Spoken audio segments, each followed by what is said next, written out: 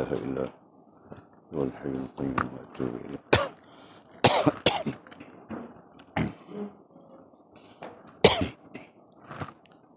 اللهم صل وسلم وبارك على سيدنا محمد وعلى آله وصحبه في كل لمحة ونفس عدد ما وسعه علم الله. اللهم صل وسلم وبارك على سيدنا محمد وعلى آله وصحبه في كل لمحة ونفس عدد ما وسعه علم الله. اللهم صل وسلم وبارك على سيدنا محمد وعلى آله وصحبه في كل لمحة ونفس عدد ما وسعه علم الله.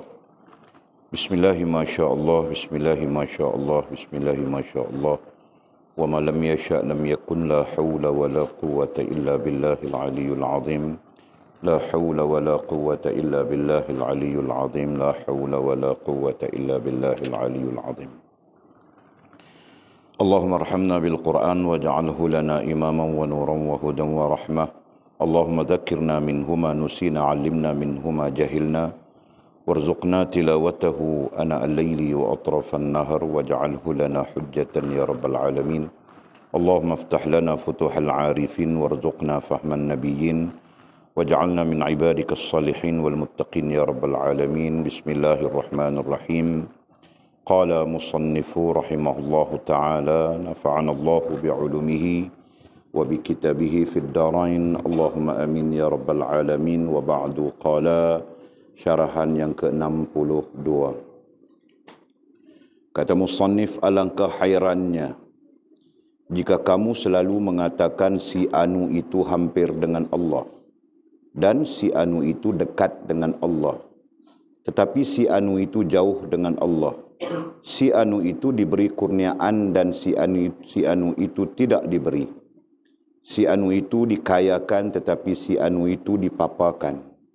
Si anu itu disihatkan tetapi si anu itu disakitkan. Si anu itu dimuliakan tetapi si anu itu dihinakan. Si anu itu dipuji tetapi si anu itu dikeji. Dan si anu itu dibenarkan tetapi si anu itu disalahkan. Tidakkah kamu tahu bahawa dia itu satu dan yang satu itu kasih kepada kesatuan dalam perkara cinta dan kasih kepada siapa yang satu sahaja kasihnya kepada dia. Jika kamu dibawa hampir kepadanya melalui selain dia, maka cinta kamu kepadanya akan jadi tercacat dan tidak padu dan satu. Kerana ada kalanya terlintas dalam fikiran kamu sesuatu yang melaluinya pada pandanganmu kamu boleh mencapai kurniaan dan keberkatan. Hasilnya cinta kamu kepada Allah tercacat. Allah yang Maha Besar cemburu kepada kamu kerana kamu menyekutukan cinta kamu kepadanya dengan yang lain. Dengan itu dia tahan tangan orang lain untuk menolongmu dan lidah mereka dari memujimu dan kaki mereka dari melangkah menuju kamu. Agar dengan itu mereka tidak dapat menyelewengkan kamu daripada dia sendiri. Sabda Nabi Muhammad SAW, hati itu telah dijadikan sedemikian keadaan yang mana seseorang itu terpaksa cinta kepada orang yang memberinya kebaikan dan benci kepada orang yang memudaratkan dirinya. Jadi Allah tahan orang membuat kebaikan kepada kamu sehingga kamu sedari keesaannya dan cinta kepadanya dengan sepenuh hati tanpa berbelah bagi, zahir dan batin, dalam gerak dan diam kamu, sehingga kamu sedari bahawa tidak ada yang baik kecuali yang datang dari dia. Dan kamu sedari bahawa yang baik dan yang jahat itu semuanya dari Allah Subhanahu wa ta'ala. Dan kamu lenyap terus dari makhluk dan diri kamu sendiri, dari kehendak dan keinginan kamu sendiri, bahkan apa sahaja selain Allah yang Maha Suci dan Maha Tinggi. Selepas itu barulah tangan-tangan mereka itu dibukakan terhadap kamu dengan kemurahan dan pemberian mereka. dan lidah mereka memuji kamu. Maka kamu dipelihara dan dijaga dengan sebaik-baiknya sepanjang masa dalam dunia ini dan di akhirat kelak.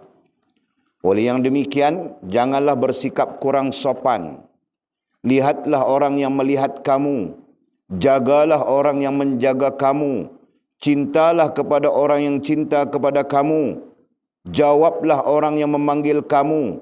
Peganglah tangan orang yang memegang kamu dari jatuh tersungkur, yang membawa kamu keluar dari gelap kejahilan, yang menyelamatkan kamu dari binasa, yang membersihkan kotoran-kotoran kamu, yang mengeluarkan kamu dari kehinaan, yang melepaskan kamu dari cengkaman hawa nafsu iblis kamu, yang mengasingkan diri kamu dari rakan-rakan kamu yang jahil, yang menghalang kamu menuju Allah.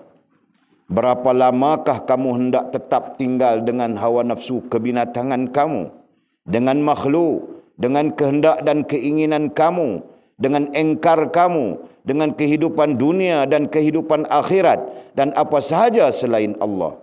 Mengapakah kamu jauh benar dari pencipta makhluk dan yang mewujudkan segala-galanya, yang awal dan yang akhir, yang zahir dan yang batin, tempat bermula dan tempat kembali segala perkara, yang memiliki hati dan kedamaian jiwa, yang meringankan beban, yang memberi kurniaan dan yang memberi rahmat dan nikmat. Kemudian kata musannif syarahan yang ke-63. Nah, kita sambung syarahan baru, syarahan yang ke-62. Nah, oleh tidak mau memberi sinopsis apa-apa ya, kerana sememangnya kita telah pun membincangkan hal ini dalam daras, dalam dasar ya. Nah, lebih kepada kita cuba memahami nasihat, cuba memahami tuntunan mursyid kita Maulana Abdul Qadir Jailani rahimahullahu taala ya. Kalau ada istilah-istilah yang kita tidak jelas, nanti kita jelaskan. Kata musannif rahimahullah taala, syarahan yang ke-62 ini lebih kepada lebih kepada kita menyoal diri kita sendiri, atau secara dasarnya lebih kepada sedar diri ya.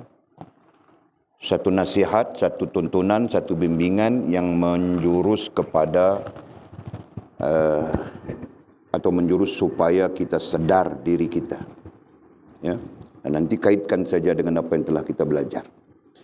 Nah, kata musannif, alangkah hairannya jika kamu selalu mengatakan si anu itu hampir dengan Allah. Nah, ini apa ya? Ini andaian-andaian yang kadang-kadang keluar daripada kita, sedar atau tidak sedar. Lazim begitu. Kita lihat orang itu dekat dia dengan Allah, lihat orang ini jauh dia dengan Allah. Berarti hati kita ataupun rasa dan perasaan kita masih suka mengklasifikasikan ya. Mengklasifikasikan orang itu, orang ini.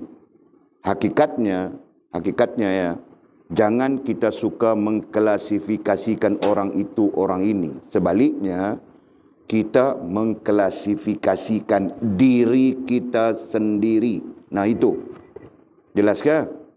Dalam arti kata yang lain, nah jangan kita suka letak orang itu begitu, letak orang ini begini, kan? Nah, lagi-lagi kalau orang itu bermasalah dengan kita, bermusuh dengan kita, pandai saja kita meletakkan begitu begini, kan?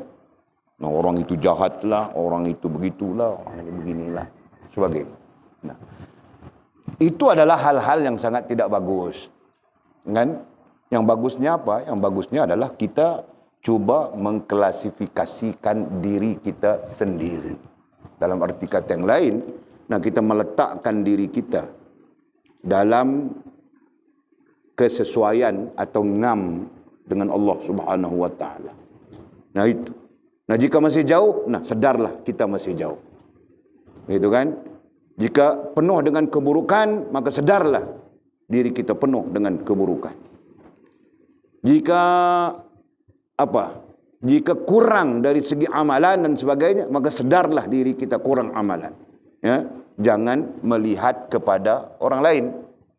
Nah, nanti kau lihat kepada orang lain, ternyata orang lain itu sedikit amalannya, kau lebih banyak. Jadi cukup sudah kan? Aku lebih banyak dari orang lain misalnya. Faham tak? Nah itu yang akan timbul dalam diri kita. Jelas? Okey. Jadi mesej pada paragraf ini itulah maksud mursyid kita. Nah itu. Jangan kita mengklasifikasikan orang lain begitu begini. Sebaliknya kita mengklasifikasi dan menjustifikasikan diri kita. Nah kasih-kasih saja bunyinya. Meletakkan diri kita, ya. Kita yang dalam arti kata yang lain, kita melihat diri kita keseluruhannya, jangan melihat orang lain, ya. Nah itu okey. Jadi katanya alangkah hairannya, hairan berarti mursyid kita mengatakan dia hairan, dan kita juga perlu hairan, ya. Kenapa kita selalu sibuk-sibuk soal orang? Kenapa selalu kita memikir-mikirkan keburukan orang dan sebagainya? Itu contoh, ya, itu contoh. Nah, contohnya begitu kita sebutkan tadi. Jadi dalam analoginya, alangkah hairannya jika kamu selalu mengatakan si anu itu hampir dengan Allah, si anu itu dekat dengan Allah, si anu itu jauh dengan Allah, si anu itu diberi kurniaan dan si anu itu tidak diberi, si anu itu dikayakan tetapi si anu itu dipaparkan. Dan semua yang kita bacakan itu tadi semuanya merujuk kepada sikap kita selalu meletakkan orang lain. Faham tak? Nah itu. Jadi Walid tidak mau hurai-hurai panjangnya. Jadi Walid ulang saja tadi sebutan. Nah jangan kita suka meletakkan orang lain. Mereka dengan mereka, kita dengan kita. Cumanya di sana kita ada tugas, ya. Tugas mengajak orang lain kepada kebaikan. Nah itu. Ya. Bukan bermakna, nah kita jangan mengklasifikasikan justru kita diam saja. Nah itu bukan. Nah, konsep yang sedang kita bincang ini adalah konsep melihat kepada kekurangan, kelemahan kita sendiri. Nah itu nantinya akan menguatkan posisi sedar diri kita. Nah itu. Okey. Selesai sudah paragraf pertama. Jadi kata musannif, tidakkah kamu tahu bahawa dia itu satu. Dia itu Allah Subhanahu wa taala. Nah, justru sedar diri itu penting kepada kita yang nantinya menghubungkan diri kita dengan dia yang satu itu. Nah, dia yang satu itu Allah Subhanahu wa taala. Ya. Tidak menjadi faedah sedar diri kita tentang hal-hal yang lain. Kan? Bukan maksudnya apa ya? Tidak menjadi faedah dalam hubungan kita dengan Allah Subhanahu wa taala. Contoh, nah kita sedar diri bahawa yang kita ini sebagai apa ya, sebagai kuli misalnya, jadi kita perlu hormat kepada bos kita, toke kita misalnya. Nah itu sedar diri itu urusan kita dunia saja kan. Yang kita maksudkan di sini sedar diri kita, siapa kita dan siapa Tuhan kita, yaitu Allah Subhanahu wa taala. Okey? Jadi katanya, tidakkah kamu tahu? Persoalan tidakkah istifhamiah dalam bahasa Arabnya merujuk kepada persoalan. Persoalan itu kita sendiri yang perlu menjawabnya, gitu kan? Tidakkah kamu tahu? Kau tahu ke Sila? Tidakkah kamu tahu? Kau tahu ke Atul? Tidakkah kamu tahu? Kau tahu ke Fas? Nah, semua orang tahukah bahawa dia Allah Subhanahu wa taala. Bahawa dia itu satu. Dia Allah Subhanahu wa taala itu, perkataan di sini adalah satu. Ini terjemahannya, walaupun para ulama tauhid tidak menggalakkan kita menggunakan istilah satu kecuali bagi orang-orang yang awam. Kerana satu itu menunjukkan makna berbilang. Ada bilangan. Kan Jul? Nah, sebelum satu apa? Kosong. Nah, kosong itu bilangan kan? 0, 1, 2. Sedangkan Allah Subhanahu wa taala tidak boleh dikaitkan dengan bilangan. Maka sebab itu para ulama lebih sepakat perkataan yang wajar adalah esa. Ya kan? Hanya saja Mungkin kita susah mau faham esa itu apa. Ya. Lalu dibahaskan, dibincangkan, maka istilah satu itu pun digunakan. Jelas kan? Okey. Dan katanya, tidakkah kamu tahu, tahu atau tidak, kita bahawa Allah Subhanahu Wa Taala itu esa. Satu ai esa, dhabitkan esa. Kita lebih lazim menggunakan perkataan itu. Esa kalau dalam konteks bahasanya sa. Esa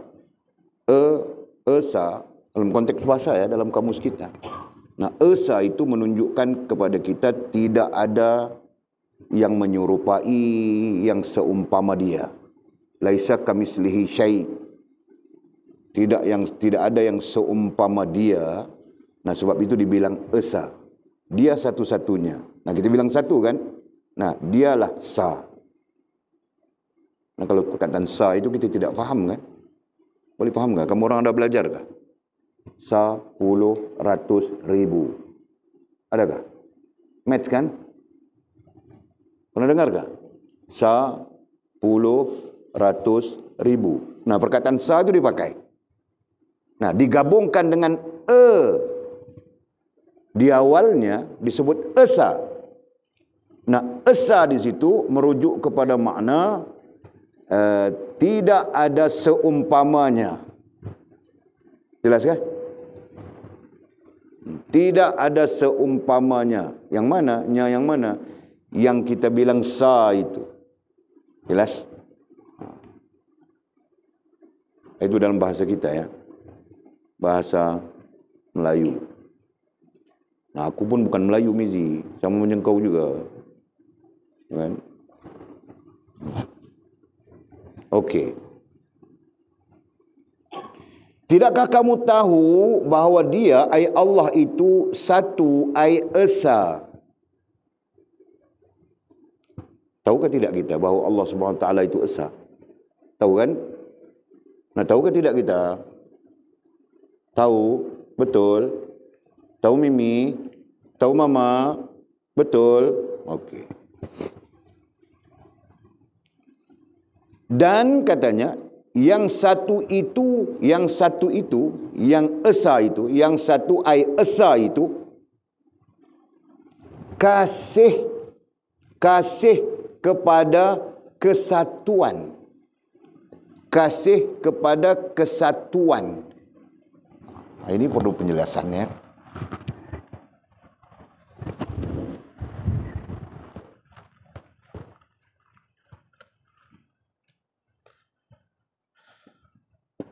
Yang esa itu kasih kepada kesatuan. Kita mau bilang macam mana kesatuan? Ini kah? Boleh faham tak? Yang esa ini kasih dia kepada kesatuan. Dalam kesatuan ini makhluk. Ini salah ini. Konsep yang salah ya. Boleh macam lain.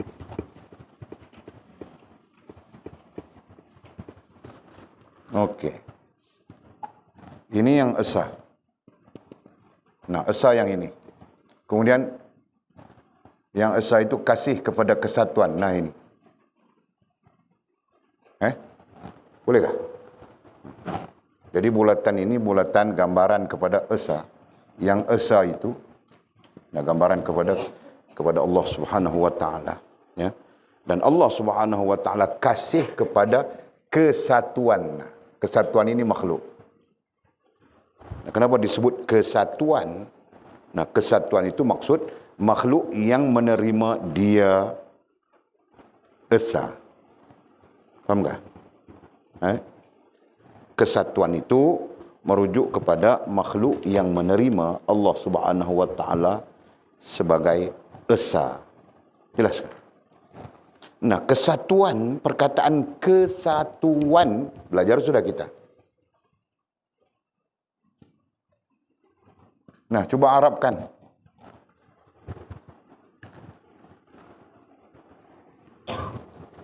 Semua orang belajar sudah. Siapa mau ni? Bangkil kah? Aku tengok kau Kau jeling-jeling saja. Nah, coba harapkan. Lupa. Okey, bangkit bilang lupa. Nah, siapa yang ingat? Tauhid. Bagus, Mama. Dia ingat. Tauhid. Tua sudah kah, Mama? Tua sudah kah? Nah, tua pun ingat dia. Jadi yang kamu yang muda-muda ini kenapa tidak ingat? Ingat selepas Mamamu sebut? Betul? Betulkah? Betulkah Atul? Nah, nanti Walid kasih hadiah. Gula-gula Pak Walid kasih. Nah, tauhid. Nah, kita belajar sudah. Nah, kalau tahu, nah, sila coba analogikan tauhid itu apa?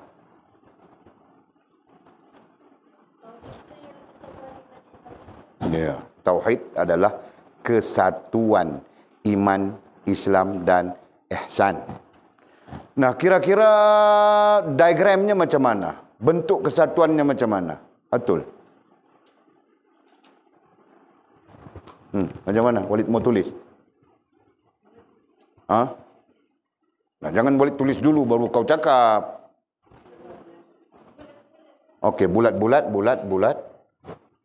Bulat-bulat itu Mizi yang pandai cakap. Bulat itu dulu kan, masa kita plaster simen itu kan. Mana dia belajar pun tidak tahu. Dia belajar lagu orang asli itu kan, Mizi kan. Okey. Lagi?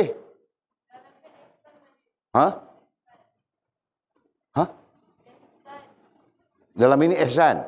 Nah, ihsan bilangnya. Okey lagi? Bulat lagi. Okey. Islam. Lagi?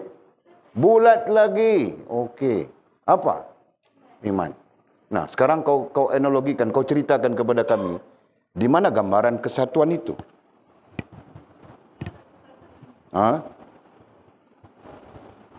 Ya. Nah, kau bilang tadi kesatuan itu adalah tauhid. Tauhid itu adalah kesatuan dan ini gambarannya. Ini gambarannya tauhid, betul kan?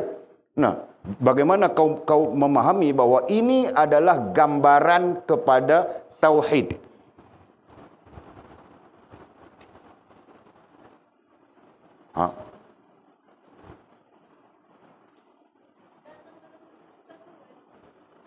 Jadi kau mau bilang kesatuan, ini kesatuan. Apa? Kesatuan. Nah, kalau Walid baru belajar tidak paham, kau mau cakap apa? Berarti ada analoginya, ada pencerahannya. Nah, cerahkan.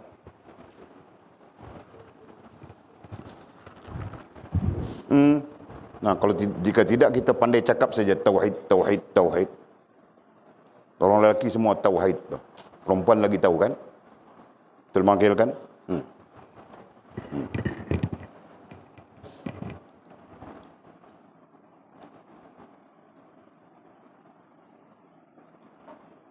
Nah, kasih pencerahan. Nah.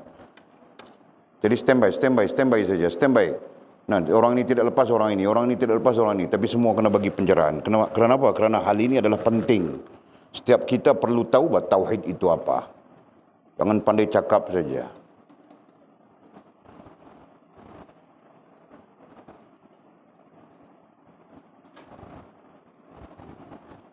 Fas, sebelum kau datang belajar di sini tahu sudah kan tauhid itu apa kan? Tidak tahu juga? Bukan kau kah yang tahu? Bukan ya? Jadi siapa yang tahu itu? Mimi kah? Terkejut. Bukan Mimi.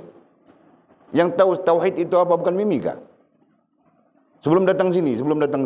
Bukan Mimi. Oh. Jadi Mimi tahu tauhid itu sejak bila? Sejak datang sini. Oh. Ya, belajar juga dulu kan? Tauhid kan? Nah, belajar tauhid. Kau belajar tauhid.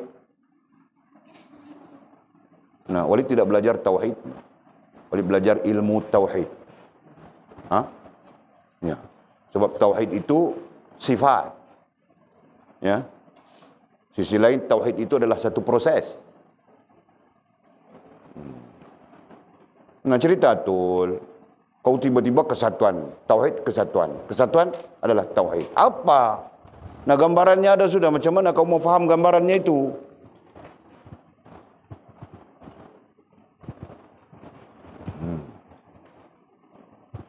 Ya, kemudian jangan lekat di apa ya? Jangan lekat di perkara-perkara yang paling dasar. Nah ini perkara paling dasar kan? Nah jangan lekat di situ bah.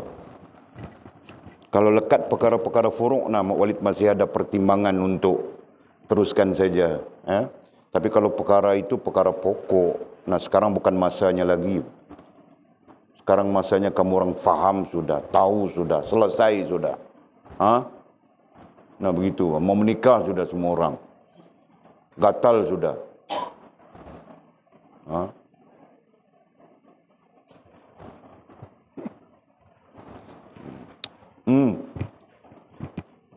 Nah macam mana kau bertauhid jika kau tidak tahu? Kalau tauhid itu bagian daripada iman. Nah bagaimana kau beriman? Bukankah kita ulang kaji itu hari kan? Itu hari kita ulang kaji apa? Kita ulang kaji asasul usul. Nah kita bercakap tentang iman. Nah di sana kita belajar ya, apa yang perlu kita belajar. Betul kan? Nah, jadi kita perlu belajar apa? Kita perlu belajar bagaimana untuk beriman. Betul kan? Nah nantinya kalau kita pecah panjang lagi, nah itu salah satunya adalah tauhid. Bertauhid itu.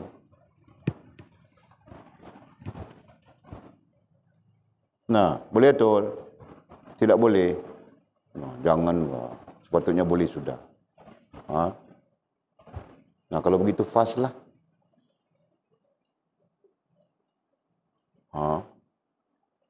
Nah gambarannya ada sudah kan? Mau kulukis katun-katunnya kah?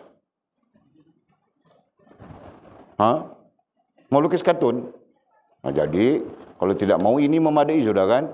Nah boleh faham sudah kan? Nah jangan kau faham seorang, kasih tahu kami.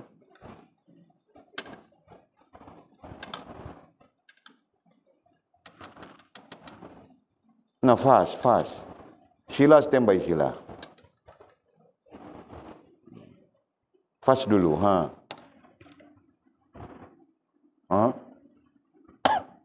Tidak tahu? Masya Allah. Macam mana mau jadi menantu aku, Kau mau jadi menantu kan? Fast. Mau jadi menantu kan? Nah kau mau bilang mau, tidak mau bilang tidak mau, senang bah aku mau atur anakku.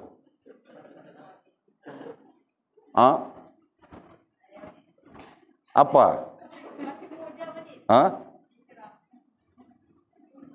Nah, mamamu pun dengar saja kau tengok. Sebab bukan dia mau keluar duit, aku yang mau keluar duit, kau tahu kah? Nah, fast pun kantui sudah. Sila.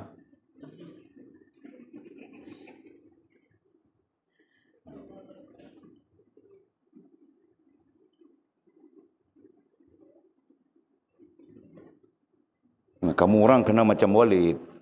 Macam mana maksud kena macam Walid? Tengok ini saja tahu mau cerita apa. Kau tahu kah? Tengok ini saja Walid boleh karang satu tesis 600 muka surat ini. Tahu kah? Ini saja, bulatan ini saja. Nah, boleh karang tesis 600 muka surat. Jadi kamu pun orang pun sepatutnya begitu. Faham tak? Jangan tengok ini kau blur saja. Macam mana kau mau mengarang tesis 600 muka surat? Nah, apalagi macam mana kau mau menguasai ilmu usuluddin, ilmu tauhid. Nah, ini paling dasar kan? Nah, kan tu juga. Nah, Sofia kau bolehkah? Sofia dia ada hujah tersendiri. Saya baru datang Walid daripada dia orang. Nah, bungkus habis. Nah, kan tu juga Sofia kan? Kantoi. Kantoi. Nah, Lina, kau.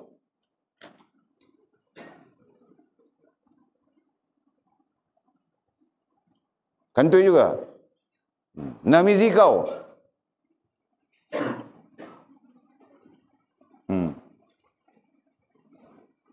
Kamu orang jangan kantoi hal-hal sebegini ya. Ini paling dasar nih.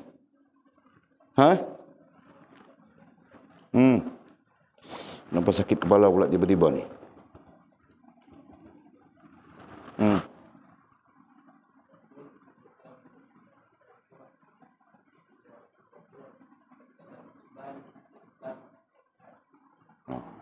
sekurang-kurangnya kan.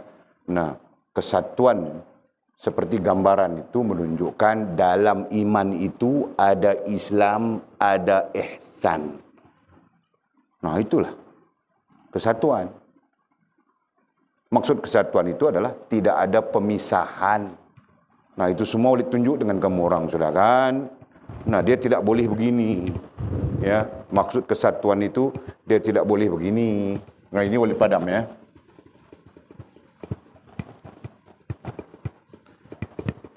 Dia berlaku dalam bentuk begini, iman, Islam dan ihsan. Nah, dia tidak boleh berlaku dalam begini. Kalau begini adanya, maka itu terpisah. Betul kan? Nah, ini diterima sebagai ilmiah. Nah, ini diterima sebagai ilmiah, secara ilmu. Nah, ilmu datang dalam bentuk yang berbeza, betul? Nah, kita belajar tentang iman, nah ada bezanya belajar tentang Islam, ada bezanya belajar tentang ihsan. Nah, itu ilmiah, dari sudut ilmiah. Nah, dari sudut amaliyah, ya. Nah, kita tulis amaliyah, ini kita patah balik sebenarnya. Nah, dari sudut amaliyah, jelas, begini kedudukannya, strukturnya begini. Yaitu, tidak ada pemisahan iman dengan Islam, Islam dengan ihsan. Islam dengan iman, iman dengan ihsan. Tidak ada pemisahan. Nah, bentuknya mesti begini. Jelaskah? Nah, ada satu lagi yang Walid ajar kamu orang. Islam, iman, ihsan. Ini apa?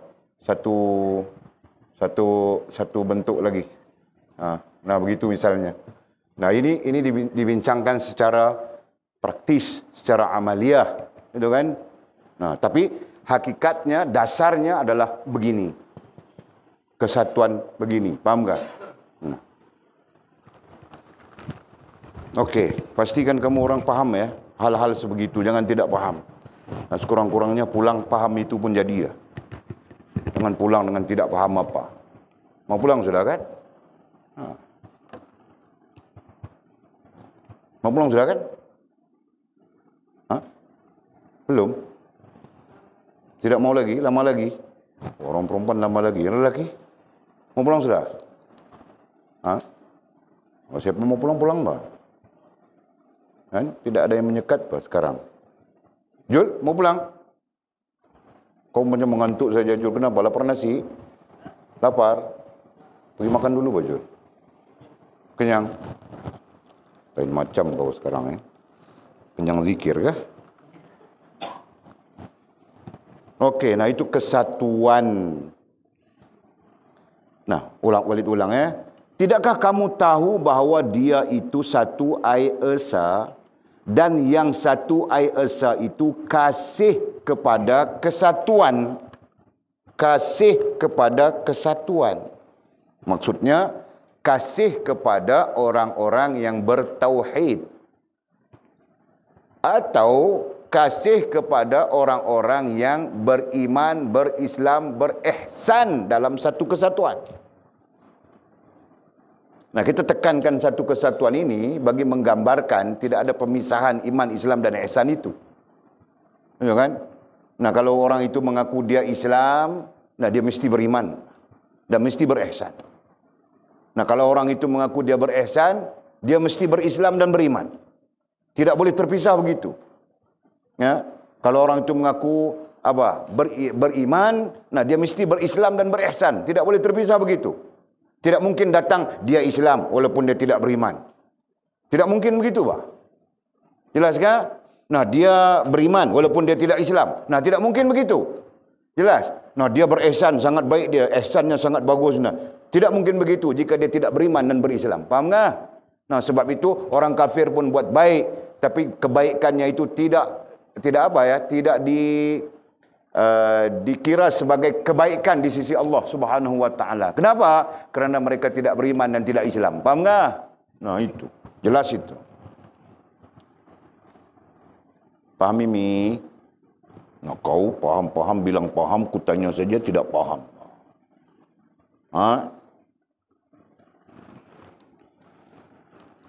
Okey, terus. Jadi katanya dan yang satu ai esa itu kasih. Dia kasih. Nah, terserah kita mau pakai perkataan kan. Nah, boleh saja kita sebut paling rendah dia suka atau dia sayang. Lagi tinggi dia kasih atau dia cinta. Nah, itu hak Allah Subhanahu wa taala kan. Nah, yang kita dambakan, yang kita mahu adalah Allah kasih dan cinta kepada kita. Begitu kan? Faham tak? Betul tak? Syaratnya kita juga perlu kasih dan cinta kepada Allah. Nah, jika kita mau Allah mengasihi dan menyintai kita, nah kita juga perlu mengasihi dan mencintai Allah SWT. Itu kita belajar dalam hal rohaniyah dan hal jasmaniyah, betul? Nah, apabila hal jasmaniyahmu sampai di posisi pecinta, belajar sudah kan? Hal jasmaniyahmu sampai di posisi cinta. Nah, ketika itu Allah melimpahkan mahabbahnya. Nah, akhirnya kau menjadi posisi seterusnya apa? Dicintai. Belajar kan? Siapa yang tidak belajar? Ya. Siapa yang tidak belajar tentang itu? Semua belajar kan? Kalau semua belajar, kenapa tidak faham? Pas, kau belajar kan? Nah, kalau belajar kenapa tidak faham, nak? Jadi kalau kau tidak faham, nanti belanja nikahnya murah-murah sudahlah. Jangan sampai 20.000, kesian kami, kau tahu kah?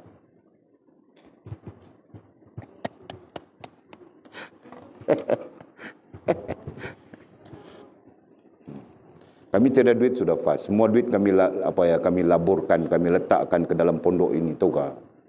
Dan kami tidak ada apa, kami ada Allah dan Rasul saja.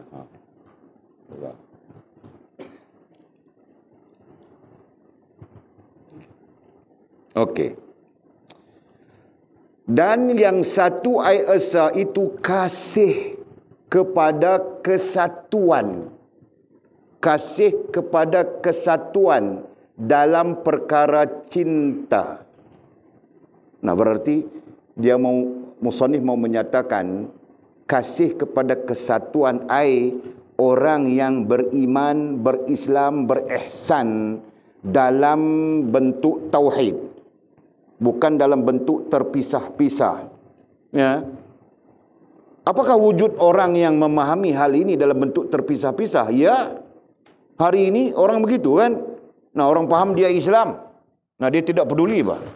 Janji dia Islam. Kenapa kau bilang kau Islam? Nama ku Islam, nenek moyangku Islam. Nah, paham tak? Nah, itu dia berislam, tetapi belum tentu dia beriman.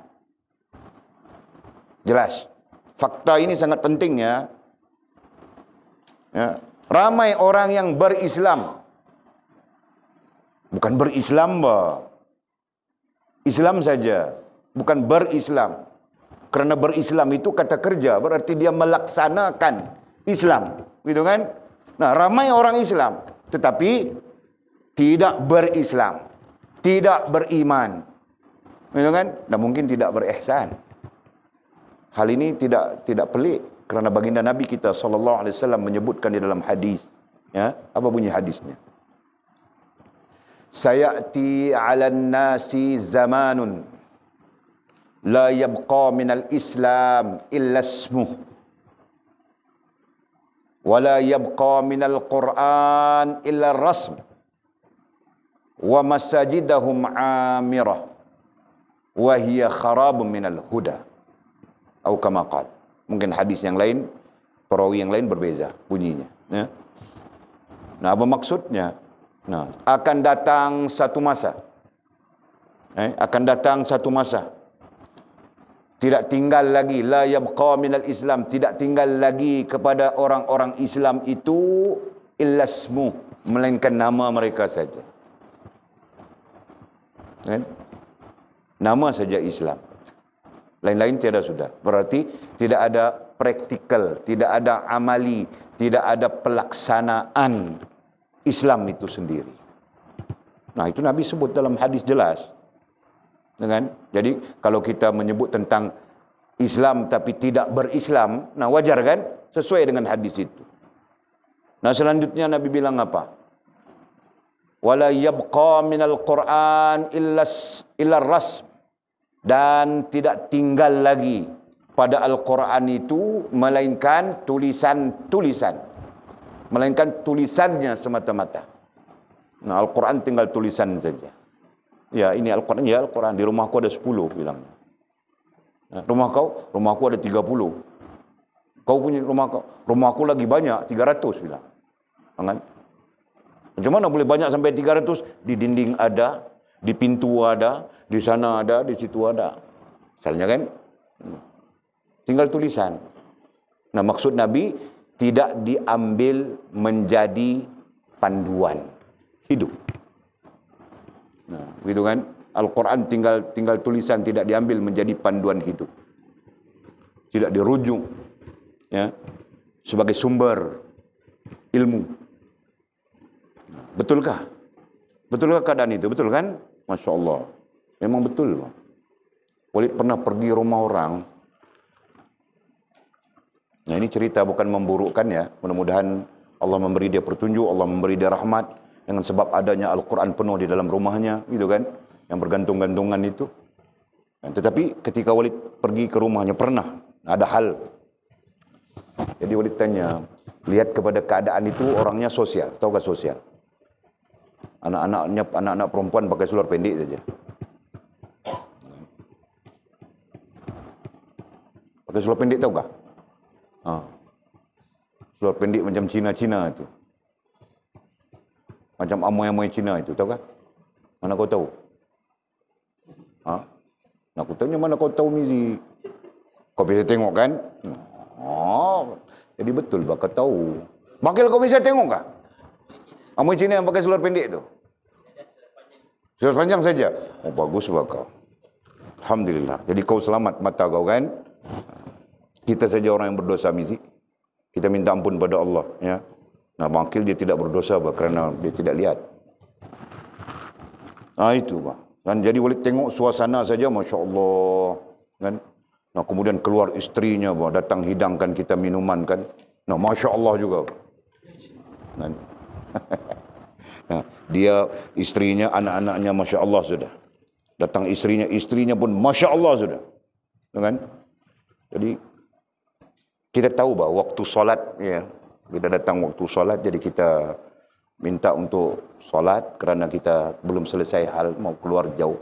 Kita minta untuk solat, dia tidak arah kiblat pun dia tidak tahu. Fahamkah? Jadi kita keluar lihat mata kiblat. Dia tidak tahu. Okey. Jadi berarti apa ya? Berarti ada kekurangannya di sana, ya kan? Tapi kalau kau lihat rumahnya penuh dengan ayat Quran. Dia bilang yang besar, ada satu ayat Quran yang besar. Besar bah. Bukan ayat apa ya? Bukan ayatul kursi. Asmaul Husna. Asmaul Husna, besar, diframekan. Nah kalau Asmaul Husna pun ayat Al-Quran kan, walillahil asmaul husna, kemudian disebut ayatnya. Kemudian ayat itu macam-macam ayat. Nah Walid tertarik dengan yang itu, dia beli di Jordan, bilangnya 2000 lebih. Dia beli di Jordan. Dan Walid tertarik dengan ayat dengan frame yang apa ya, jahitan emas. Benangnya itu di benang jahitan emas. Jadi Walid tertarik. Walid tanya, ini cantik ni. Ya cantik, dia bilang ini beli di Turki. Jadi yang di pintu itu beli di Turki. Duduk betul-betul pintu pada sini. Macam ini pintu masuk, nah dia di sini besar. Kau masuk saja kau nampak besar. Kan? Ayat wa may yattaqillaha yaj'al lahu makhraja. Ayat itu. Okey. Dia bilang yang luar pintu lagi mahal. Jadi Walid pun keluar tengok di pintu. Rupa-rupanya ayatul kursi. Di luar pintu sana ayatul kursi. Nah itu lagi mahal bilang dia. Yang ini dia bilang 3,000 lebih, yang itu 4,000 dia bilang dekat. 4,000 ringgit Malaysia, duit Malaysia. Beli di Turki.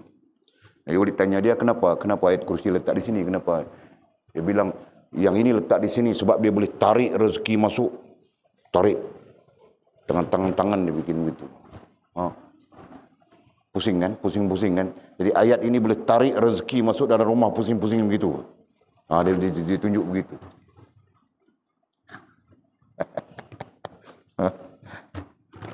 Kemudian Walid pun tanya, nah yang ayatul kursi yang mahal, nah itu dia bilang mau halau hantu, jin apa semua mahal. Jadi Walid tertunduk pada situ pikir, mana mungkin ada hantu mau masuk rumah kau, kau lebih dari hantu sudah. Kan? Tapi yang paling menarik itu, wa may yattaqillah itu boleh tarik rezeki masuk pusing-pusing. Nah itu yang paling mahal. Nah, jadi kesimpulannya apa? Nah, ayat-ayat Al-Quran hanya jadi apa ya? Bukan jadi panduan, tetapi menjadi andaian, menjadi propaganda, menjadi provokasi yang tidak benar. Nah, itu saja yang terjadi. Tahu tak? Padahal ayat itu sendiri menyebut jelas sudah wa may yattaqillah. Ayat itu sendiri menyebut takwa sudah, kan?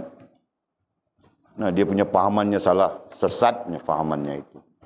Nah, ini yang Walid kaitkan tadi dengan Nabi SAW bilang dalam hadis, wala yabqa minal Qur'an ila rasm. Tidak ada lagi sudah pada Quran itu, melainkan tulisan saja.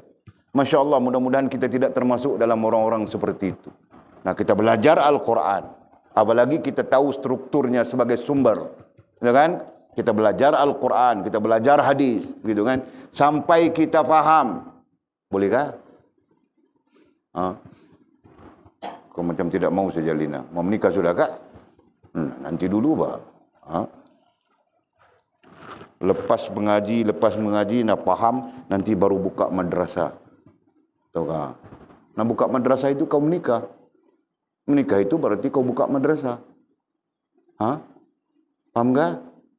Nama beranak sudah lepas itu kan? 20 seorang. Seorang beranak 20. Fas saja 20. Lina pun 20. Nah nanti cucu aku beratus-ratus orang. Datang ke sini bawa cucu-cucuku sini. Tapi duit raya kamu orang yang kasih sendiri. Okey. Dalam perkara cinta. Nah itu jelas sudah ya. Kesatuan dalam perkara cinta. Maksudnya apa? Maksudnya Allah akan menyintai orang yang bertauhid. Nah begitu. Atau orang yang beriman, berislam, berihsan. Jelas? Nah, hadis tadi boleh baca tidak habis ya, tapi kamu orang tahu sudah. Okey. Dan kasih dan Allah SWT juga kasih, ai cinta kepada siapa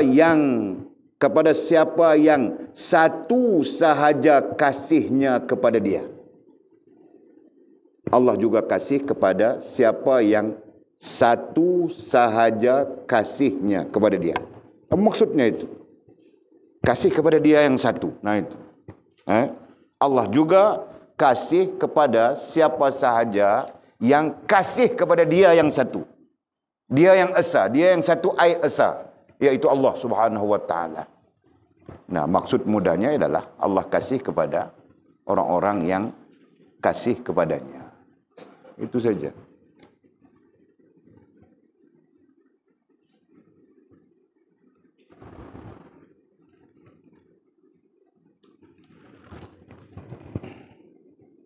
Nah, tiba-tiba datang tanda tanya. Oh, tanda tanya bermula tidakkah kamu tahu?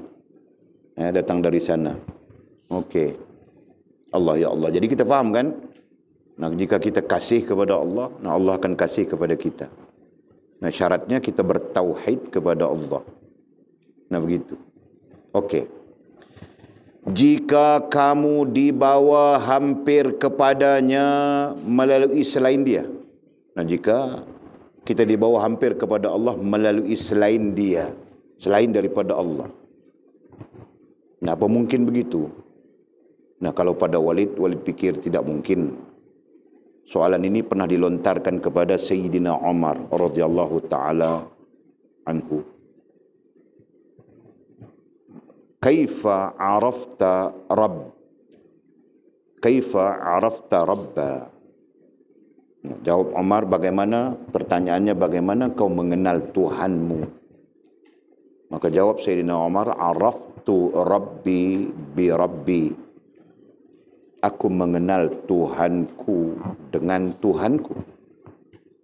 Ini berarti tidak ada cara lain mau mengenal Allah Subhanahu wa taala melainkan dengan Allah sendiri.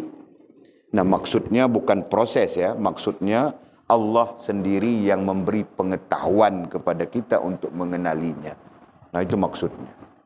Adapun proses itu mungkin berbeda-beda. Berbagai-bagai dan sebagainya. Beragam gitu. Okey.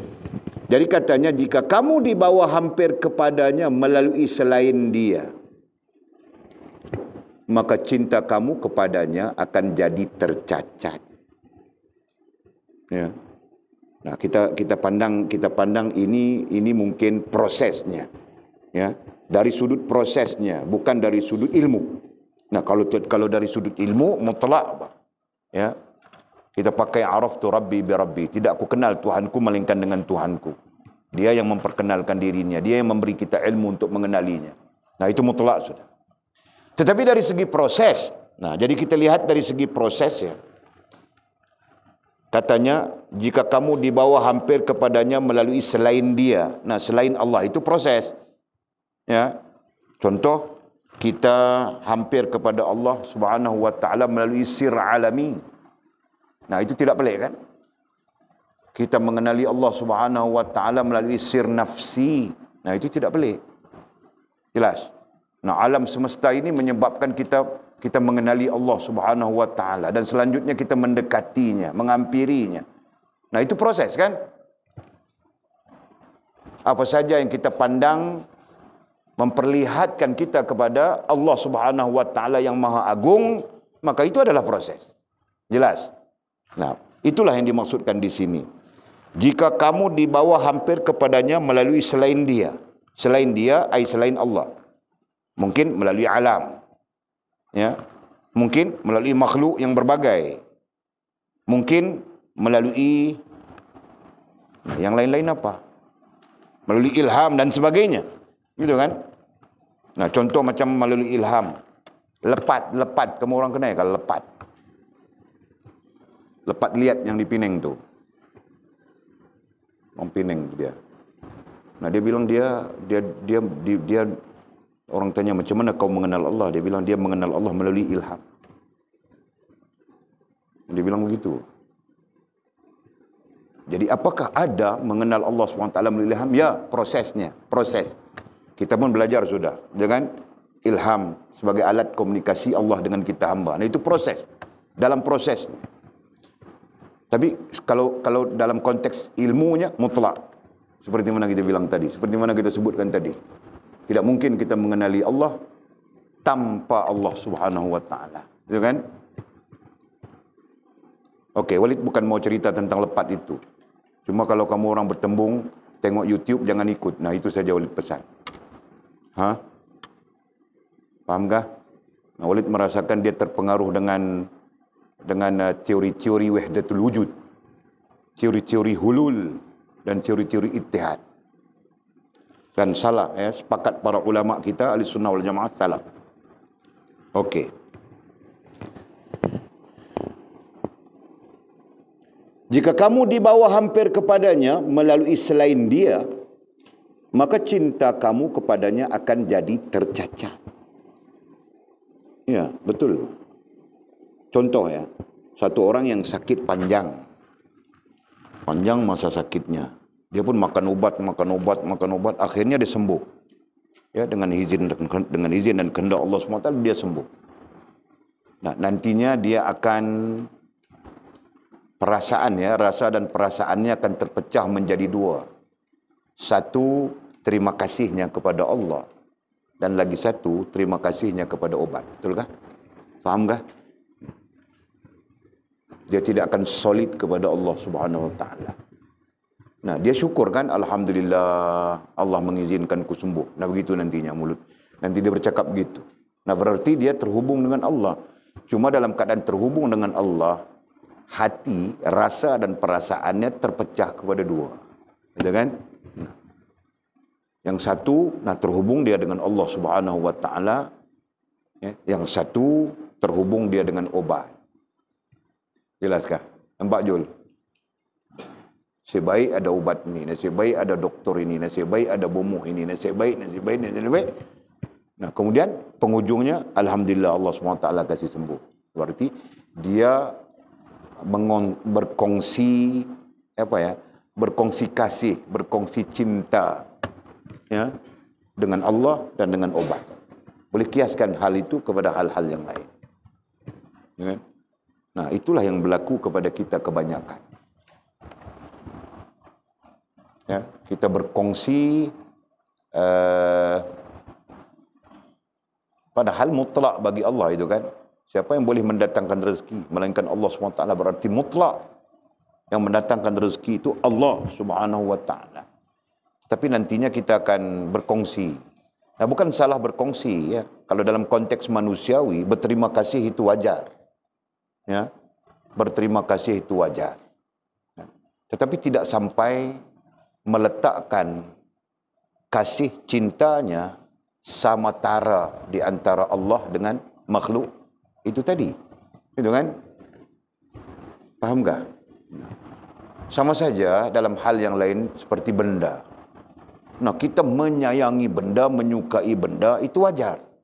Ya, kerana kita bersusah payah untuk mendapatkannya, termasuk kita terpaksa menipu, berbohong dan sebagainya. Itu kan? Mungkin untuk mendapatkan sesuatu, maaf ya. Contoh saja. Okey. Untuk mendapatkan sesuatu, kita terpaksa bersusah payah begitu. Nah, wajarkah kita sayang, kasih kepada dia? Betul kan? Nah, contohnya apa? Telefon. Itu contoh mudah kan? Nah, contoh paling mudah apa? Jadi kita sayang, mau kasih Walid simpan pun sayang, sorok saja. Daripada satu jadi dua, daripada dua jadi tiga misalnya. Kan? Jadi wajar. Nah, persoalan yang besar timbul di sana, apakah kau menyintai telefon kau itu lebih daripada kau menyintai Allah Subhanahu Wa Taala? Nah, kalau soalan itu dilontarkan, nanti keluar jawapannya. Jika dia jujur ya, Allah pun aku kasih, telefon pun aku kasih. Betul kan? Secara jujur itu jawapannya akan keluar. Allah pun ku sayang, telefon pun ku sayang. Betul? Nah, itu maknanya kita Kita mengongsikan cinta kita, kasih kita kepada Allah dan telefon. Kiaskan kepada hal-hal yang lain. Sama saja.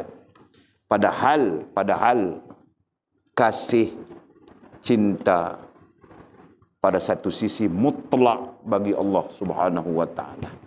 Jelaskah? Nah, yang lain-lain itu kita menyayangi saja. Sebab itu ada ulama yang membincangkan tentang tentang hub. Mereka mengatakan bagi makhluk suka, sayang. Ya, bagi makhluk suka dan sayang saja. Kemudian ada kategorinya. Bagi makhluk yang diperintahkan oleh Allah Subhanahu Wa Taala untuk untuk dikasihi, disayangi, dikasihi. Nah, seperti ibu bapa kan yang didatangkan secara dalil. Nah, pada mereka itu terhimpun suka, sayang, kasih. Para ulama mengklasifikasi begitu. Dan adapun bagi Allah Subhanahu Wa Taala adalah cinta. Jelaskah? Para ulama berdalilkan dengan dalil. Nah, kalau sisi Al-Qurannya, qul in kuntum tuhibbunallah fattabi'uni yuhibbukumullah yaghfir lakum ila akhir ayat. Katakanlah Muhammad kepada umatmu, jika mereka menyintai aku, yakni menyintai Allah, fattabi'uni, hendaklah mengikutmu, hendaklah mengikut Nabi. Nabi yang mengajar kita bagaimana cinta kepada Allah Subhanahu Wa Taala. Begitu kan? Nah, ini yang kita perlu jelas. Kan? Walid pun pikir-pikir juga, bahwa Walid pun tersesat banyak sudah. Kan? Nah, sekarang ada beho, aku tidak mau menyintai beho itu. Aku tinggal tengah padang begitu saja. Wajarkah? Nah, bukan aku tidak sayang beho itu, tapi aku tidak mau menyintainya, tahu tak? Nah, itu saja. Kenapa aku sayang? Bukan RM3, kau tahu kami Mizi? Nah kalau RM3 aku tidak heran.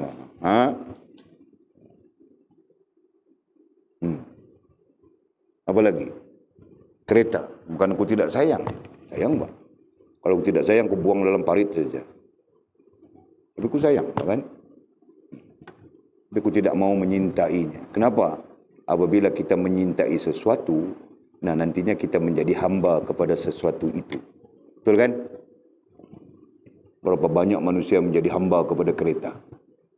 Maksud menjadi hamba kepada kereta, nah dia tidak peduli ke solat kah, apakah, dia kira lap keretanya saja.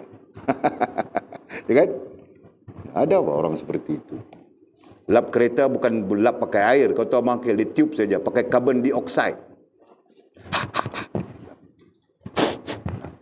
Mau habis satu kereta, maghrib ke mana, isyak ke mana.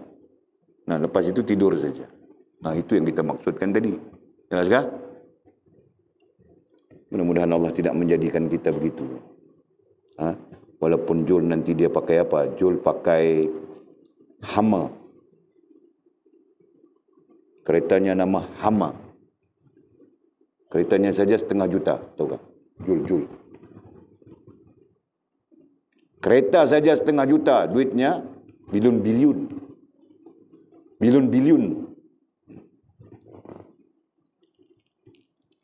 Okey.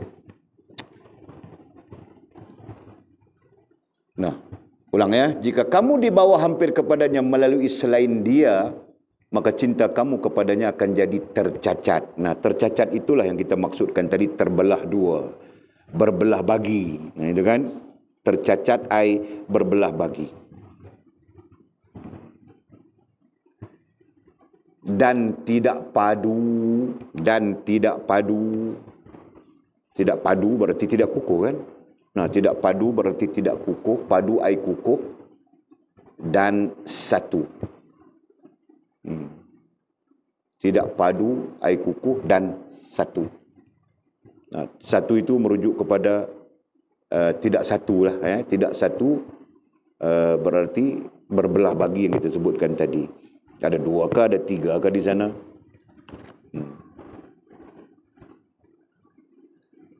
Kerana ada kalanya terlintas dalam fikiran kamu sesuatu yang melaluinya. Nah, itu. Kerana ada kalanya terlintas dalam fikiran kamu. Terlintas dalam fikiran kamu sesuatu yang melaluinya. Pada pandanganmu, kamu boleh mencapai kurniaan dan keberkatan. Nah itu kita contohkan tadi benda ya. Sisi lain pun sama saja. Nah, kita akan memandang kerana melalui itu, melalui benda itu, melalui hal itu, melalui perkara ini, nah kita mendapat keberkatan. Nah, ini terkait dengan apa? Terkait dengan zikir, terkait dengan doa dan sebagainya. Nah, ini pun satu hal juga, Pak. Terkait dengan zikir dan doa yang boleh mendatangkan kurniaan, keberkatan. Ya. Boleh tidak menafikan barakah. Tidak menafikan sama sekali. Kerana sepakat para ulama kita ya tentang ayat-ayat Al-Quran yang kita baca, zikir-zikir yang kita sebutkan, nah di sana ada nilai keberkatannya. Nah, itu tidak dinafikan. Ya. Nah, apalagi salawat kepada baginda Nabi kita sallallahu alaihi wasallam. Jumhur ulama kita mengatakan bahawa salawat kepada baginda Nabi itu mengundang barakah. Ya, itu tidak dinafikan. Yang menafikan itu wahabi saja. Nah, itu terserah mereka kan. Tetapi jika kita meletakkan kerana ayat inilah datangnya rezeki, kerana zikir inilah datangnya rezeki, kerana salawat inilah datangnya rezeki, nah di situ kesalahan besar. Faham tak? Nah, sekalipun datang salawat ini memurahkan rezeki, Walid sangat-sangat tidak bersetuju. Ya. Kalaupun Bukan, kalau salawat memurahkan rezeki itu hal yang remeh lagi. Nah, sekarang ada amalan mudah masuk syurga. Ada zikir itu, zikir ini, zikir itu, zikir ini, zikir ini. Nah, amalan mudah masuk syurga. Nah, kan? Nah, yang Walid tidak setuju. Nah, mungkin jadi begitu nantinya. Nah, kita bergantung kepada sesuatu amalan, kita bergantung kepada sesuatu zikir dan sebagainya untuk mencapai syurga. Padahal mencapai syurga itu pun bukan tujuan kita, kan? Itu kita belajar sudah. Tujuan kita adalah Allah Subhanahu wa taala. Jadi kalau zikirnya tujuan mencapai syurga, nah berarti dia bukan mau mencapai Allah, dia mau mencapai syurga. Paham enggak? Nah, itu realitinya. Jadi kalau begitu macam mana kami mau amal itu, amal ini? Kau mau amal silakan, walillahi rabbil alamin. Betul kan? Kau mau amalkan apa? Silakan. Asal saja syar'i, asal saja tidak bertentangan dengan Allah dan Rasul. Nah, amalkan saja, silakan. Nah, itu lebih baik. Dan tujuannya bagi betul, yaitu lillahi rabbil alamin. Gitu kan?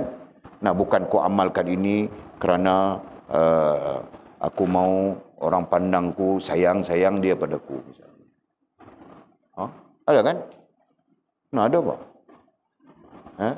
Zuyyina linnasi hubbus syahawati minan nisa wal banina wal qanatiril muqantarati minaz zahabi wal fidda.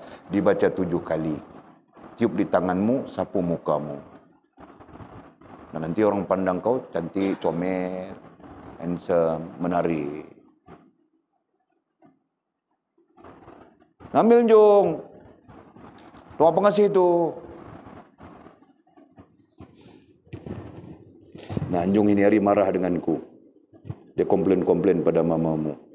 Bilang dia mau tengok isu Walid jaga kambing. Walid marah dia ini hari. Kambing sudah masuk dalam orang punya tu. Jadi besok Anjung tidak akan jaga kambing lagi. Nah, Walid akan jaga kambing. Anjung bilang dia mau tengok Walid jaga kambing, betulkah? Bolehkah? Dia tidak tahu bahawa Walid adalah insan yang menjaga kambing selama lebih 4 tahun.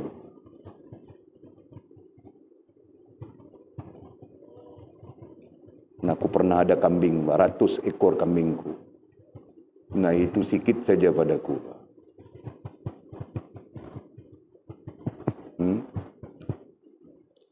Tinggal gajah saja aku tidak pernah bela, kau tahukah? Okey. Nah, terus.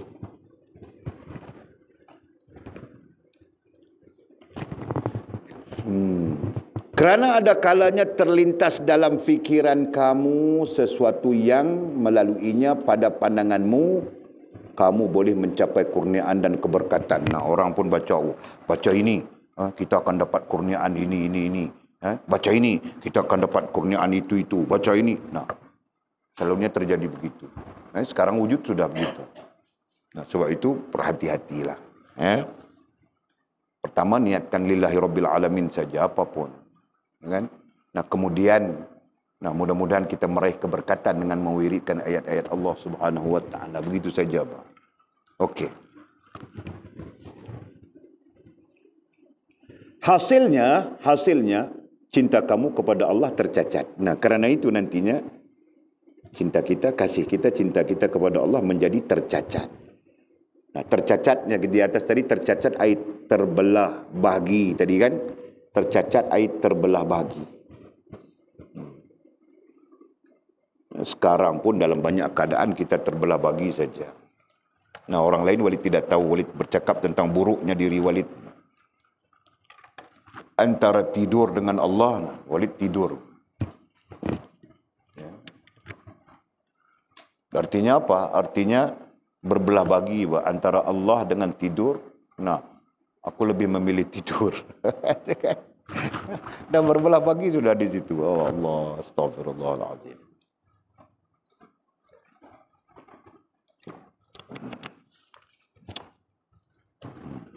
Ya, lagu apa? Mau cerita apa? Subhanallah. Mudah-mudahan Allah mengampunkan. Allah yang maha besar. Nah, maha besar ni apa, Mizi? Nah, kita pandai saja sebut maha besar, maha besar. Nah, jika tidak sebut maha besar itu terjemahan daripada Allahu Akbar. Nah, akbar itu apa? Nah, saja boleh tanya-tanya malam ini. Akbar itu apa? Malam ini kita mengaji santai-santai gitu kan. Mengaji santai-santai.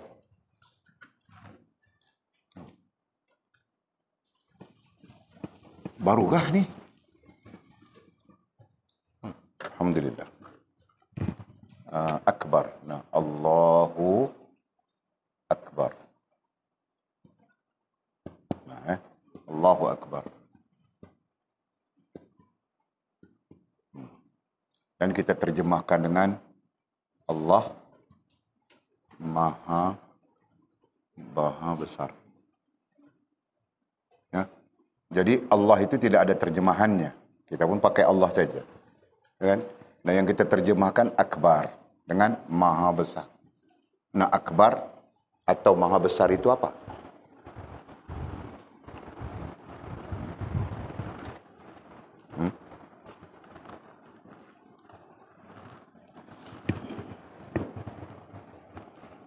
Akbar atau Maha Besar itu apa?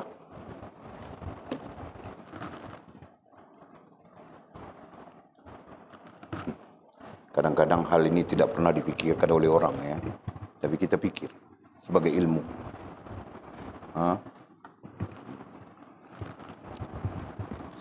Mimi, Akbar, terjemahan kita Maha Besar. Apa?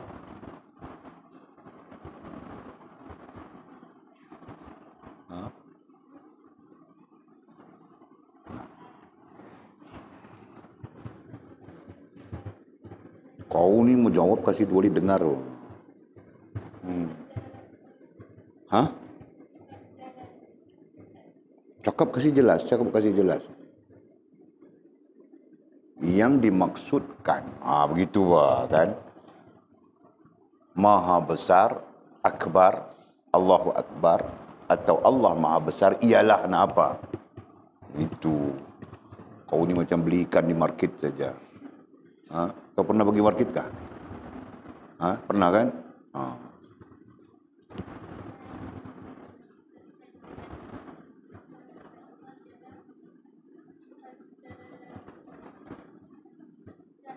Terus? Itu saja. Nah, okey. Nah, kalau Mimi bilang yang dimaksudkan dengan Allah Maha Besar itu adalah sifat jalalat Allah Subhanahu wa taala. Nah, itu betul. Mimi betul ya. Tapi jalalat itu apa? Nah, pandai buat Mimi. Boleh menikah sudah. Bilangnya jalalat itu adalah sifat kebesaran atau keagungan bagi Allah Subhanahu wa taala. Nah, begitu jawapannya terus ya. Sila. Nanti kau pandai baru kau bermacam-macam jawapan. Sekarang kita belum pandai kan? Atau pandai sudah? Okay.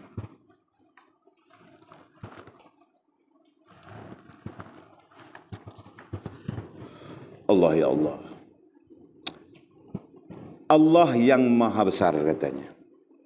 Sehingga kita berbincang sudah ya. Maha adalah perkataan yang diselitkan bagi menafikan apa, Mizi? Bagi menafikan persamaan dan perbandingan bagi Allah Subhanahu wa taala ya. Istilah maha dalam bahasa kita ya diselitkan bagi menafikan persamaan dan perbandingan dengan Allah Subhanahu wa taala. Sama ada jalalatnya, kamalatnya maupun jamalatnya. Nah, bunyi lat-lat semuanya bangkit. Kau jangan pening ya. Pening enggak? Coba kau sebut satu-satu.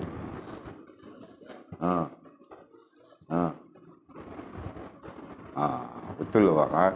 Nah, Walid kadang-kadang Walid risau kau pening, itu saja. Kan nanti kau apa ini lalat semuanya. Kan? Okey.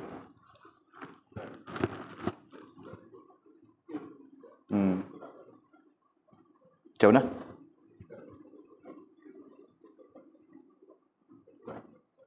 Okey, zikir dapat itu, dapat ini. Macam saya katakan tadi, kita tidak menafikan keberkatan. Okey, karena keberkatan itu adalah hal yang disepakati oleh para ulama kita. Nah, ini bermaksud zikir ini ada barokah dia, zikir ini ada barokah dia, zikir ini ada barokah dia, selawat ini barokah ada. Itu kita tidak nafikan. Cuma para ulama kita tidak menentukan sifat barokah itu. Contohnya barokah selawat ini rezeki akan turun dalam rumah kita banyak. Jarang para ulama kita menentukan begitu. Jadi para ulama kita lebih menentukan dalam bentuk yang barokah secara terbuka begitu. Satu. Yang menjadi permasalahan, zikir ini boleh menyebabkan datang rezeki. Zikir ini boleh menyebabkan begitu, menyebabkan begini dan sebagainya. Ini yang salah. Saya mengatakan salah sebab dia akan mempengaruhi niat. Padahal kita diajar niat itu lillahi rabbil alamin saja. Kan? Dan yang lain-lain, dah nanti macam mana kita ni? Itu barokah, sisi barokah kita jangan pertikai. Faham tak kan? Yang menjadi permasalahan kita mempertikaikan sisi barokah. Kita tidak mempedulikan sisi niat. Ini yang menjadi permasalahan. Kan? Sisi niat, ya kita berbincang, kita pertikai, takut niat kita salah, niat kita tak betul, misalnya begitu. Sisi barokah kita serahkan kepada Allah Subhanahu wa taala, dia yang Maha tahu. Itu maksudnya. Jadi bila mengamalkan zikir, contoh yang paling ketara sekarang ni zikir-zikir, amalan-amalan mudah masuk syurga. Jadi niat itu nantinya untuk mudah masuk syurga. Contohnya begitu kan. Dan ini ternyata bertentangan langsung dengan baginda Nabi kita SAW punya konsep ubudiyah, konsep kehambaan itu sendiri. Ya, sampai-sampai saya berani kata tidak ada yang mudah untuk masuk syurga. Kita berani kata begitu. Kan? Sebab apa? Sebab tak semayang. Al-Quran habaq kat kita sendiri, tak semayang. Ma salakakum fi saqar? Qalu lam naku minal musallin. Apakah yang menyebabkan kamu berada di dalam neraka saqar? Maka jawab orang yang berada dalam neraka saqar, lam naku minal musallin. Kami di dunia ni tak semayang. Contoh, kan? Jadi nak beritahu kita apa? Nak beritahu kata nak masuk syurga tu antaranya kena solat. Itu contoh. Sisi lain Allah kata solat ni berat. Kan? Macam mana bunyi ayatnya? Kita duduk baca selalu lupa pula. Macam mana bunyi? Allah. Sesungguhnya sembahyang itu amat berat kecuali bagi orang-orang yang khusyuk. Wasta'inu bis sabri was salah wa innaha lakabiratun illa 'alal khashi'in. Wasta'inu, mintalah pertolongan Allah dari Allah. Wasta'inu bis sabri, dengan sabar, was salat, dan sembahyang. Fa innaha, maka sesungguhnya salat itu kan, lakabiratun, amat berat, ya, illa 'alal khashi'in, kecuali bagi orang-orang yang ada hubungan dengan Allah SWT. Khashi'in kita tafsir langsung dengan makna orang yang ada hubungan dengan Allah SWT. Jadi Allah bagi tahu sembahyang itu berat. Berat artinya payah, artinya susah, kan? Terkait dengan perbuatan ada kepayahan, ada kesusahannya. Terkait dengan perasaan lagi-lagilah payah dan susahnya. Dia begitu. Tiba-tiba datang amalan mudah masuk syurga. Itu zikir-zikir ini, wirid-wirid ini, Masya Allah, pertentangan. Jadi itu isu dia. Kemudian terkait dengan kitab kita ni, kata musannif, takut nanti terlintas dalam fikiran kita yang kita zikirkan, yang kita wiridkan, yang kita amalkan itu menjadi sebab kepada sampai kita kepada Allah Subhanahu wa taala. menjadi sebab kepada hampir kita kepada Allah Subhanahu wa taala. Bukan kudrat Allah, bukan iradat Allah, bukan ilmu Allah Subhanahu wa taala. Tu. Ditakuti yang tu. Itu maksud dia.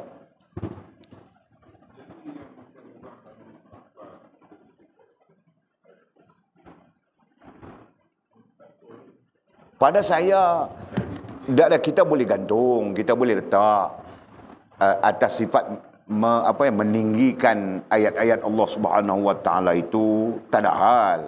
Tapi biarlah sejajar dengan ayat tu. Contoh, dia letaknya wa may yattaqillaha yaj'al lahu makhraja. Sejajarnya dia kena bertakwa kepada Allah Subhanahu wa taala, betul. Karena ayat tu sebut wa may yattaqillah, sesiapa yang bertakwa kepada Allah, yaj'al lahu makhraja, maka kami jadikan baginya jalan keluar, yakni terhadap apapun masalah. Maksud ayat Quran tu. Nah, dia faham kata boleh tarik rezeki masuk berpintai-pintai dalam rumah dia. Jadi salah faham. Kan? Ini masalah dia. Jadi saya bukanlah secara peribadi bukanlah orang-orang yang menolak meletakkan ayat Quran.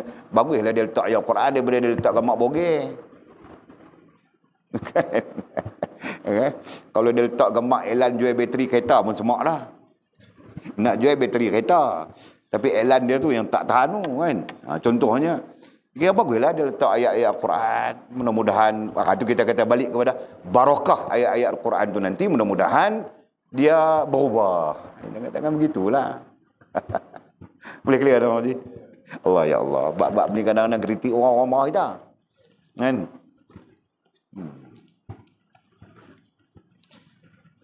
Okey. Jadi katanya Allah yang maha besar, bincang surah tadi ya, cemburu. Nah, cemburu itu sifat makhluk kan?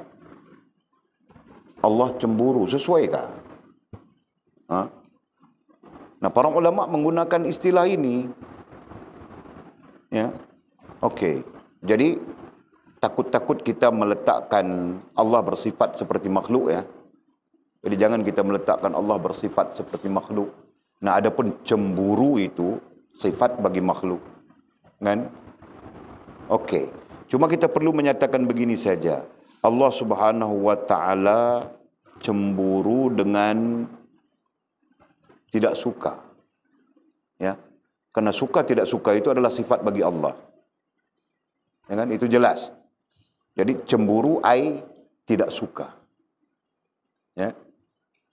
Maknanya Mu'jam Quran, apa dalilmu Allah Subhanahu wa taala, apa dalilmu Allah sifat suka tidak suka itu adalah bagian daripada sifat Allah. Apa dalilmu?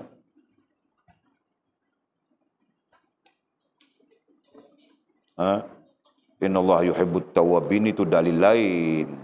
Kau apa dalil, dengar ya, apa dalil bahawa Allah Subhanahu wa taala mempunyai sifat suka dan tidak suka kepada hamba? Nah, Walid pernah ditanya soalan itu oleh Syekh. Terpinga-pinga juga. Tapi Allah Subhanahu wa taala kasih ilham, teringat.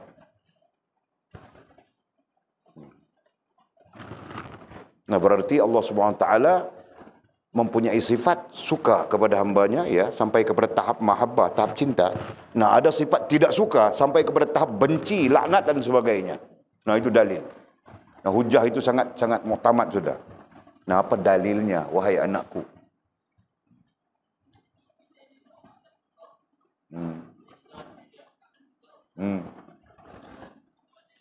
Jadi dari Allah Ta'ala suka tu qul in kuntum tuhibbunallah.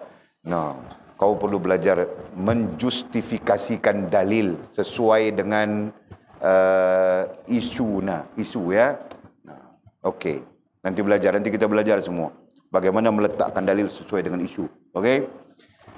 Nah, dalilnya ialah qulillahumma malikal mulki tu'til mulka man tasha wa tanzi'ul mulka mimman tasha wa tu'izzu man tasha wa tuzillu man tasha biyadikal khair innaka ala kulli syai'in qadir. Nah, itu dalil. Ya. Dan nanti Allah Subhanahu wa taala suka kepada kita, dan dia mengangkat kita pada sisinya. Kan? Dia memerintahkan sekalian makhluk untuk menyukai kita. Dia melimpahkan rezeki yang datang tidak tersangka-sangka, tidak terduga, gitu kan? Sampai satu keadaan Allah Subhanahu wa taala benci kita kerana kita lalai, kita lupa, kita maksiat kepadanya. Nah, dia memberikan kita kepayahan dalam hidup. Susah itu, susah ini, semuanya susah, kan? Dia mewujudkan permusuhan di antara makhluk dengan kita, permusuhan di antara manusia dengan manusia, manusia dengan kita, permusuhan di antara makhluk-makhluk lain dengan kita.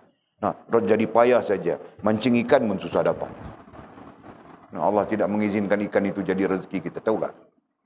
Yang main. Ya betul bah. Pernah lihat orang yang mancing ikan pakai umpan, pakai joran yang cap ayam saja jorannya. Joran bulu, tahu tak? Bulu orang buat joran kan? Pakai itu saja. Nah, dapat ikan banyak. Kita yang pakai joran 200-300 balik kosong saja. Kan? Masya Allah. Itu contoh ya. Okey. Nah, jelas ya? Maknanya, nah, salah satu kita punya pelajaran, mana belajar tak? Istimbat dalil. Ada belajar tak? Ha? Belajar? Kalau belajar kena baca. Jangan biar lama-lama, maknanya nanti lupa. Ilmu kan boleh biar tu. Ilmu kita kena cerita.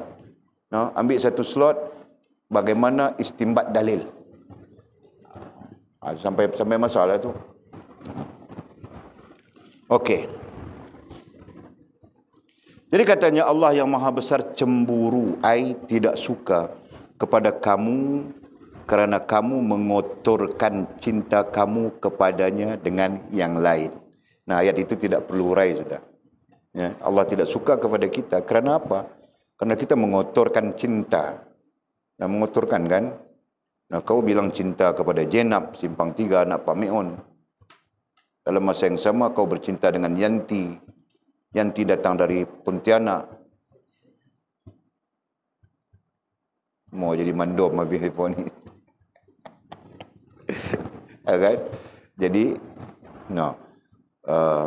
si Jetun itu pun belum nikah, belum kau nikah. Kan? Kau bercinta pula dengan Yanti, kau bawa dia dating misalnya kan. Nah, itu mengotorkan ya. Nah, Walid mau bercerita apa? Mau cerita mengotorkan cinta ya. Nah, apalagi kita berbincang tentang kotor dalam konteks kerohanian, kita berbincang sudah yang namanya kotoran itu apa? Yang namanya kotoran. Nah, kita khitabkan istilah kotoran yang merosakkan hubungan kita dengan Allah SWT. Nah, apa? Syirik, nifak, fasik. Ya? Nah, itu kita bersumberkan kepada Al-Quran. Nah, nanti dari sana baru kita beri penjelasan. Nah, jahatnya begini, perilakunya begini. Nah, itu kan. Okey. Jadi katanya, Allah yang maha besar cemburu tidak suka kepada kamu kerana kamu mengotorkan. Nah, mengotorkan syirik, fasik, syirik, nifak dan fasik. Ya.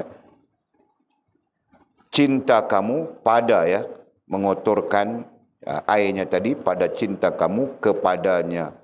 Pada cinta kamu kepadanya Allah Subhanahu wa taala, kepadanya Allah dengan yang lain selain dia, iaitu selain daripada Allah SWT yang kita belajar sudah secara dasar, iaitu makhluk, benda, hal dan perkara.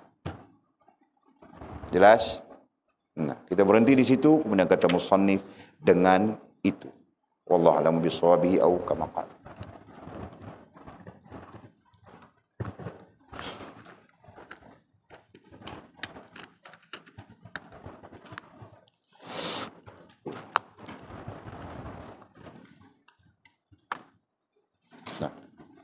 Kita tutup soalan ya. Walid rasa mau ke toilet ni. Bismillahirrahmanirrahim. Alhamdulillahirabbil alamin wassalatu wassalamu ala asyrafil mursalin sayyidina wa maulana Muhammad wa ala alihi wa sahbihi ajma'in. اللهم افتح لنا فتوح العارفين وارزقنا فهم النبيين واجعلنا من عبادك الصالحين. اللهم اهدنا الصراطك المستقيم صراط الذين أنعم الله من النبيين والصديقين والشهداء والصالحين. اللهم ربنا افتح بيننا وبين قومنا بالحق وأنت خير الفاتحين. اللهم أعنا على ذكرك وشكرك وحسن عبادتك. اللهم فقهنا في الدين وعلمنا التأويل. اللهم فقهنا في الدين وعلمنا التأويل. اللهم فقهنا في الدين وعلمنا التأويل. وصلى الله على سيدنا محمد وعلى آله وصحبه وبارك وسلم والحمد لله رب العالمين. تقبل الله منا ومنكم.